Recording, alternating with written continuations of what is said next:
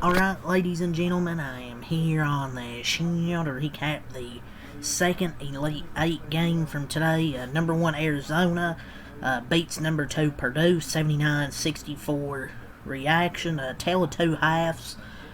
In this game, I thought Purdue played really well in the first half. They shot better than Arizona. They outscored them 38-31. They had the 7-point lead there at halftime. The start by Braden Smith was huge. 8 early points, including 2 threes. Matt Painter was rolling out Oscar Clough and Daniel Jacobson because of the TKR foul trouble to counter Arizona's length.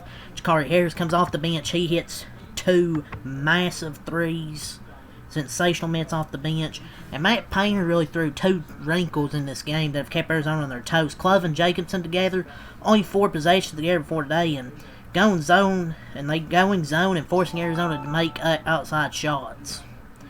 And Purdue, given the opponent, that is without a doubt the best half of basketball Purdue playing all season. Arizona has only been held to 31 or fewer first half points twice, so I thought they had done a good job on both ends, man. But then the second half,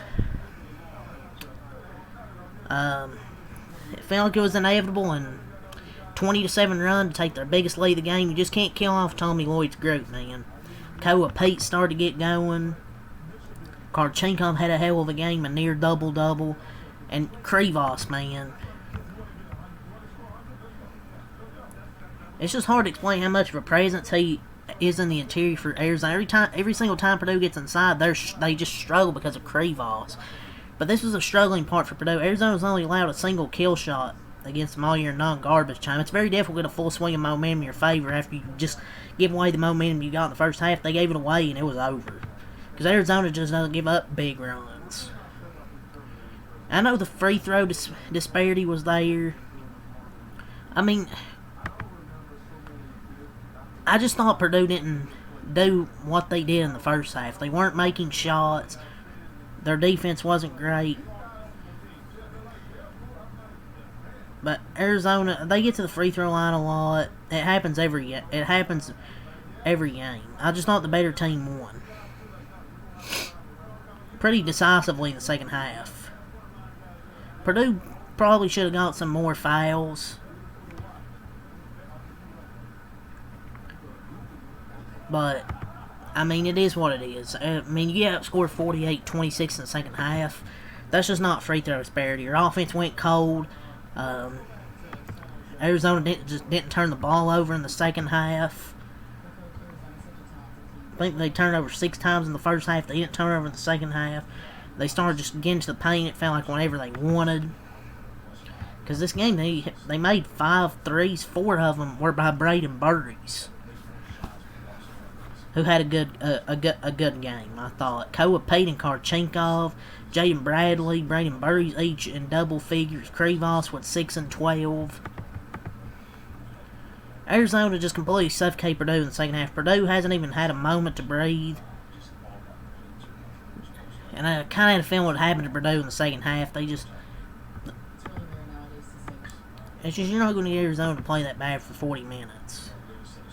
In an elite second half. It was 2 different halves. The adjustments in the last 20 minutes were really good. And also, Purdue 0 3-pointers in the second half for a team that needs them doesn't help. They made 7 threes in the first half, 0 in the second half. So the threes were not falling in the second half like they were in the first half. That's why they were up. But Arizona's had the Final Four with one of the more impressive 4-game runs you'll see in March Madness. No one's come close to challenging them in crunch time. Like, Utah State made a close game, then they pulled back away. Purdue had the 7-point lead at halftime, but this game didn't even come close. So they have not had a close game in this tournament so far, man. And Tommy Lloyd has done such a good job, man, with Arizona.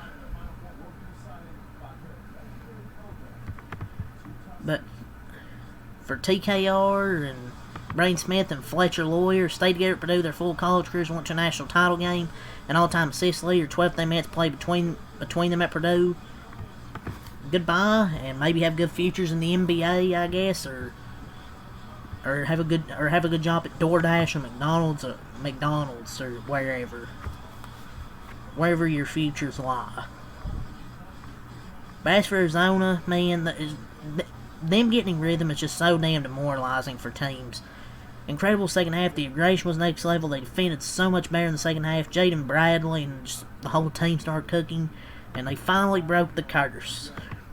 25 years since their last Final Four in 2001. 7 Sweet 16 losses since then. 5 Elite 8 losses since then. Tommy Lloyd. 4 great teams couldn't do it. No better built team than this team. Their one national title was 1997 in Indy, and they returned. So Purdue played really good. That was the most Arizona's been down at halftime this season. They've only been down at half 4 times before this all year long. But they played really good from behind. I think the games they've been behind, they're like 5-0 or something like that. So Purdue just didn't get the shooting they had in the first half compared to the second half. But 79-64 is your final score. Arizona will move on to the Elite 8. They will play either Michigan or Tennessee. And Illinois will play either Duke or UConn. But that second half was really bad from Purdue. Obviously, I didn't expect them to play as great as they did in the first half, but they had to at least make some threes and defend, and they just didn't do either of them. Didn't do either of them in that second half. But let's move on to the stat sheet. But I would still say Purdue had a good season. Like, they pulled out their funk they had towards the end of that regular season, won the Big Ten, advanced the Sweet 6, Elite 8.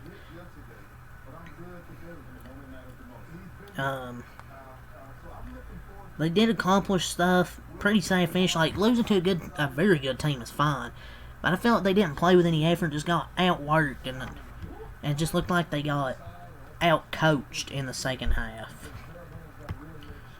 But they did get to the Elite 8 when I didn't think they would, so. But let's move on to the stat sheet.